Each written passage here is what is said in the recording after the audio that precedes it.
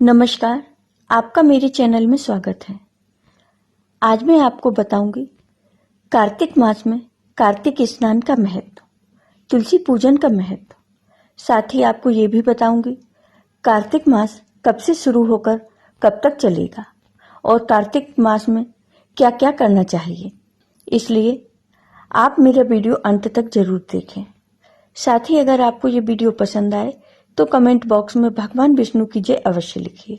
और अगर आपने अभी तक मेरे चैनल को सब्सक्राइब नहीं किया तो सब्सक्राइब कर लीजिए और बेल आइकन पर क्लिक जरूर कीजिए, जिससे हमारे वीडियो के नोटिफिकेशन आपको मिलते रहें। हिंदू पुराण के अनुसार हर माह की अपनी अलग विशेषता होती है, लेकिन कार्तिक मास की महिमा बहुत ज्यादा है। हिंदू पंचांग का 8वां महीना कार्तिक का होता है।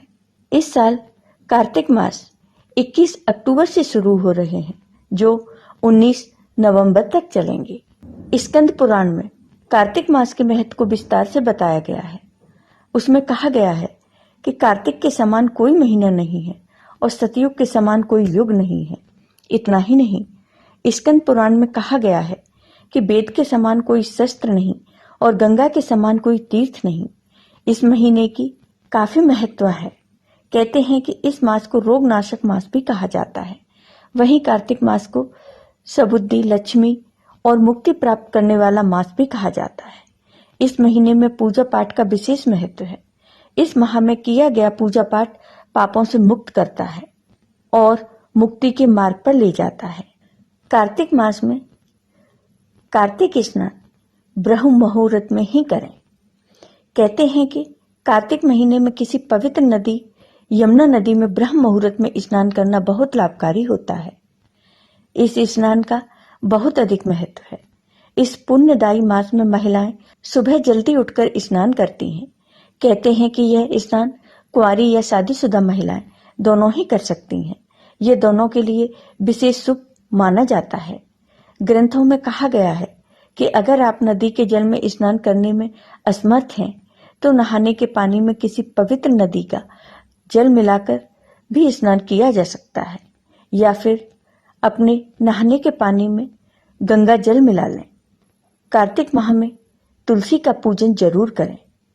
हिंदू धर्म में तुलसी के पौधे को पवित्र माना गया है। तुलसी पूजा वैसे तो पूरे साल की जाती है और शुभ होती है, लेकिन कार्तिक मास में तुलसी की आराधना का विशेष महत्व है।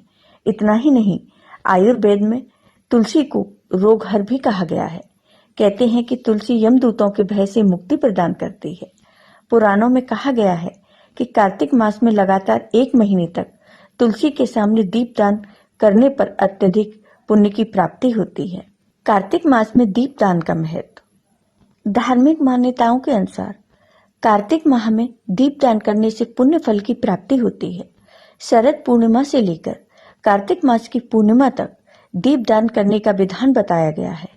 इस पूरे माह प्रतिदिन किसी मंदिर, पवित्र नदी, सरोवर या फिर घर पर तुलसी में ही दीपदान अवश्य करना चाहिए। इससे जीवन का अंधकार दूर होता है व सकारात्मकता की प्राप्ति होती है। मां लक्ष्मी प्रसन्न होती हैं, जिससे आपके घर में सुख समृद्धि का वास होता है। कार्तिक माह में इन चीजों के दान का है विशेष महत्व।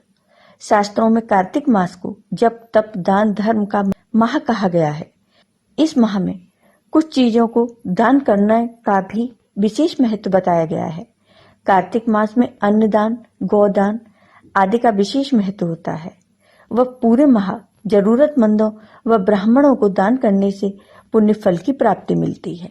कार्तिक मास में आंवले का पौधा दान करने का अपना विशेष महत्व है। कार्तिक स्नान की अद्भुत फल। कार्तिक मास के समान दूसरा कोई मास नहीं है। सतयुग के समान कोई दूसरा युग नहीं है। वेद के समान कोई शास्त्र नहीं है और गंगा जी के समान कोई तीर्थ नहीं है। कार्तिक माह में किए स्नान का फल 1000 बार किए गंगा स्नान के समान, 100 बार माघ स्नान के बराबर पुण्यकारी है। कुंभ में, प्रयाग में कुंभ स्नान करने का जो फल मिलता है, वही फल कार्तिक माह में किसी पवित्र नदी के तट पर स्नान करने से होता है। कार्तिक माह में अधिक से अधिक जप करना चाहिए। जो कार्तिक के पवित्र माह के नियमों का पालन करते हैं, वे वर्ष भर के सभी पापों से मुक्त हो जाते हैं। धार्मिक कार्यों के लिए यह माह सर्वश्रेष्ठ माना गया है। अश्विन शुक्ल पक्ष से कार्तिक शुक्ल पक्ष तक पवित्र नदियों में स्नान ध्यान करना श्रेष्ठ माना गया है। कार्तिक माह में इन नियमों का पालन करना चाहिए। कार्तिक मास में रोजाना सुबह पवित्र नदी में स्नान करना चाहिए। अगर ऐसा करना संभव न हो तो आप किसी भी पवित्र नदी के पानी को अपने नहाने की बाल्टी में मिलाकर भी स्नान कर सकते हैं। कार्तिक मास के दौरान अधिक से अधिक दान करना चाहिए। प्रयास करें कि फल, मिठाई और वस्त्रों का दान अवश्य करें। ऐसी मान्यता है कि कार्तिक मास में दान करने का फल अधिक मिलता है, इसलिए इस महीने में दान को बहुत अधिक महत्व दिया गया है। कार्तिक मास के दौरान किसी भी हिंसात्मक गतिविधि का हिस्सा नहीं बनना चाहिए। बताया जाता है कि कार्तिक महीने के दौरान हिंसात्मक गतिविधियां करने से या किसी की हत्या करने से बहुत अधिक पाप लगता है। इस पाप का प्रायश्चित बहुत अधिक यत्न करने के बाद ही संभव हो पाता है। कार्तिक मास में भगवान कृष्ण के दामोदर रूप की उपासना करने का महत्व है। बताया जाता है कि जो लोग इस दौरान भगवान कृष्ण के दामोदर स्वरूप के दर्शन करते हैं और उनकी आराधना करते हैं, उनके सभी पापों का नाश होता है। इस बात का ध्यान रखें कि कार्तिक मास में दीपदान करने का महत्व बहुत अधिक है, इसलिए नियमित रूप से सुबह और शाम को दीपदान करें।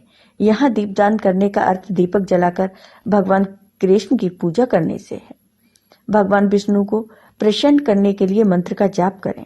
भगवान विष्णु को कार्तिक मास अत्यंत प्रिय है, इसलिए वैष्णव विशेष तौर पर कार्तिक मास में यह प्रयास करते हैं कि अधिक से अधिक भगवान विष्णु के नाम का जाप कर उनको प्रसन्न करने का प्रयास किया जाए। कार्तिक मास में मंदिर, नदी के घाटों की सफाई करने वाला व्यक्ति अगले जन्म में बहुत धनवान बनता है। ऐसे व्यक्ति का देवता भी आदर करते हैं और वह लोक परलोक में सम्मान प्राप्त करता है। भगवान कृष्ण ने देवी सत्यभामा को बताया था कि कार्तिक माह में मंदिरों की सफाई करने की वजह से ही उनको धन संपदा का सुख प्राप्त हुआ है।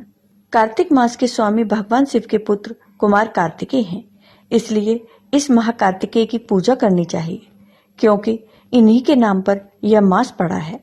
इस मास में कुमार कार्तिकेय ने देवताओं के सेनापति बनकर तारकासुर का वध किया और देवताओं को फिर से स्वर्ग की सत्ता सौंपी थी।